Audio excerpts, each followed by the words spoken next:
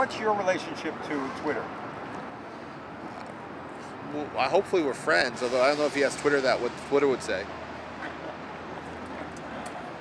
And what would you say to people about Twitter and about the future and the future of the state of now? Because that's really what Twitter represents to many of us. If people haven't heard of Twitter, they're not going to have any context to understand what I think is really happening. And the reality that the advent of the adoption of Twitter, not so much the introduction of Twitter, but I've been describing Twitter as social media tofu for a couple of years already. And what I'm finding fascinating isn't the introduction of Twitter, but the adoption of it by many people simultaneously around the world. It's like an enzyme of change.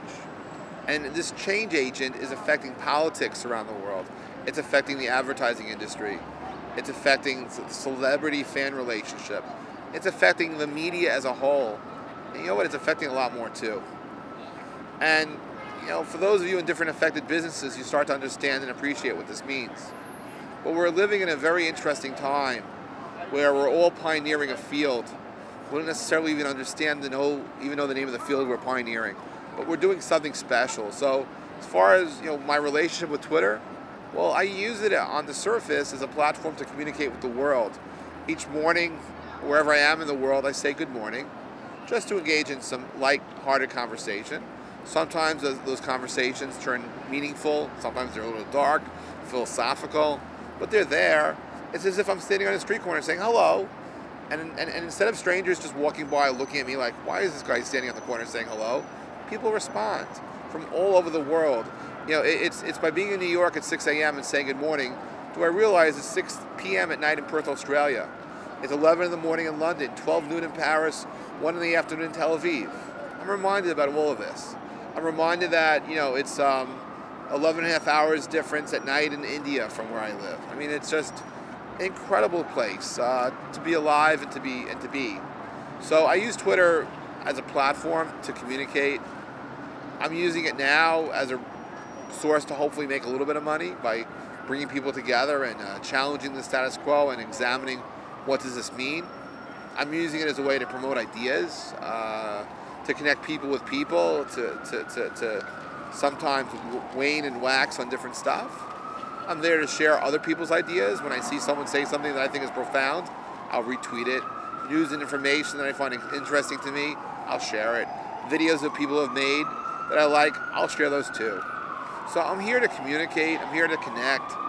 I'm here really to share information as transparently as possible. And at the end of the day, I'm here to enjoy myself. And what I'm really doing is I feel like, it feels like I'm sitting on Broadway and 35th Street all the time, people watching. Except I don't physically have to be in New York City to people watch. I could be online in front of a browser and people watch. And I could just listen to what's happening around me or choose to ignore all of it. But I'm there, and I see news as it breaks. I see people go by.